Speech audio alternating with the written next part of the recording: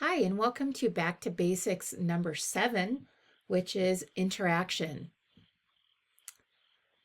So there are a lot of ways that you can create instructor presence or be interactive with your students in online or hybrid courses.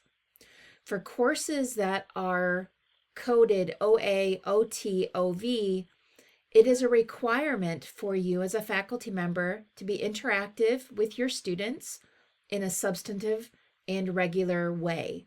It is also a requirement for your students to be interacting with each other in a regular and substantive way. If you teach a course that is hybrid and you meet with students face-to-face part of the time or in required synchronous sessions part of the time, and that requirement is very important, then your interaction in the asynchronous part of the class isn't really necessary depending on how often you are meeting with your students. So if you're meeting with your students 50% of the time, face-to-face or synchronously, then you do not have to worry about engaging or interacting with your students in the asynchronous portion. However, it's still a best practice to do so. If you have interaction with your students face-to-face or synchronously less than 50% of the time, it's probably important for you to be interactive and engaged with your students in the asynchronous portion of the class as often as possible. If we do not interact with our students in classes that are OA, OT, and OV, and blended courses that meet less than 50% of the time, we are at risk for litigation, and we could get in a lot of trouble with financial aid. So this is super important for you to pay attention to and make sure that you incorporate in how you're teaching. So here are some ways to do that. The first way is by posting regular announcements to your students in the course. You can create announcements in advance and leave them very generic for your course. That is, you don't mention specific anything related to dates or times or the season or anything like that, so that announcements can be reused. And I do that, well, I used to when I taught, but I do that with when I teach the online teaching and course design class, OTCD 1.0, and sometimes I teach 2.0. And so I make sure that my announcements can be reused to put less work on myself to have to change them every single time I teach. The next way is by using video. And using video when you're teaching is a wonderful way to connect with your students. It's a great way for students to interact with you, even though they're not meeting with you in a synchronous time, but it's just nice to do it. So the way that I have done this in my own practice is by creating weekly instructor videos. I'm going to give you an example of what that looks like. This is in OTCD 1.0. Those of you who have taken this course, this should look familiar to all of you. But here is my week 1 instructor video. And it is only 7 minutes and 23 seconds long. Hi everyone, and welcome to week 1 of OTCD. Now, these videos do not have to be perfect. You don't have to be in a business suit. Your hair doesn't have to be perfect. It's okay whatever your background is, because the more human you seem to your students, the more connected they're going to feel toward you. So I don't want you to think that creating these videos is a stressful experience, because it doesn't have to be. However you are is okay for your students. If you're at home, if your dog is in my case, he's huge, and so his nails click clack on the floor. If your dog walks past, or your kid is homesick, or you have a young one at home and they appear in the video, they video bomb, that's okay. It's okay. As long as you don't talk about specifics related to your course or the time of year or weather or anything like that, you can reuse these videos each time you teach your course. This was created using Canvas Studio, and I told everyone in the infographic to use Canvas Studio. Everybody has that in their course. So here's the link to Canvas Studio.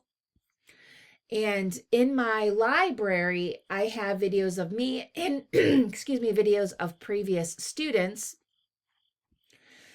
in this particular, well, they're not students, they're faculty members who have taken this class before. But in order to create a Canvas Studio video, you use this plus create button and you do studio capture. Now, I'm not going to create a studio capture right now. It's very early in the morning.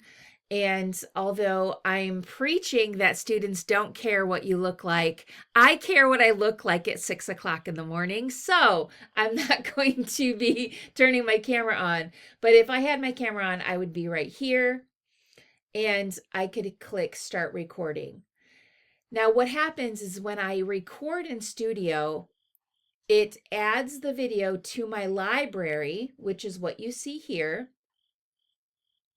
And Studio will provide automatic captions for my video. So you don't have to worry about not having closed captioning because Canvas does speech to text.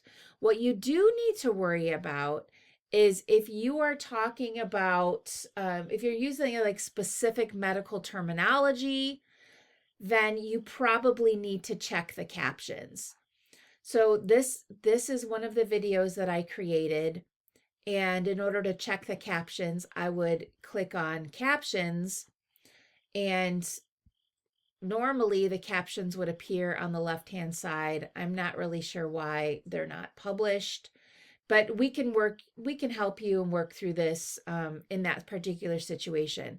But so once you have a video created in Canvas Studio, you can add it to and add it anywhere in your Canvas course. But where I like to add the videos is the weekly overviews or agendas. And I'm going to be talking about creating these agendas in the next Back to Basics session, Back to Basics 8. So this is embedded in here. And then the captions, here's the caption so you can actually see what it looks like. So here, because you created the video, you can easily edit any of these by double clicking and making any changes that you might need to make. So videos are a wonderful way of interacting with your students, and they really do like that. The next way is by being an active participant in your online discussions. When you teach classes that are OA, OV, and OT, you need to have regular interaction between the students. And one way of doing that is by using online discussions. There are a lot of other ways that you can do it, but that's just one way that you can do it. The thing about discussions is that it is an art form to create discussion questions that students want to answer and students want to participate in. And I'm going to give you some tips. Even though this session is about interaction, I'm going to give you some tips about discussions anyways, because I like to do that whenever possible. Let's go back into OTCD 1.0 for a moment. And I'm going to open one of my discussions here. So, some best practices with creating discussion questions that students actually want to participate in and you will want to read is by giving students options. This is also a tenet of adult learning theory. By giving students choice, you're providing a wealth of opportunities for them, especially for personalized learning, because they have an option of what they want to do. So in OTCD 1.0 and 2.0, when I have online discussions, I create 3 different questions related to the content for the week, and I ask them to answer one of them. So if you look at these various questions that I have up here, I am trying my best to give students questions that do not have a correct answer. Actually, I never, ever ask discussion questions that have a correct answer because nobody wants to read the same stuff over and over and over again. And there's nothing to discuss if something has a correct answer, or if you're asking students to define something. That's no fun. That's not, you don't want to talk about that. One way I give faculty members when I talk about this is ask a question to your students that you would want to talk about at a dinner party. So if you invited your students over for dinner and you're around a big table, ask a question that would get people talking at a dinner party.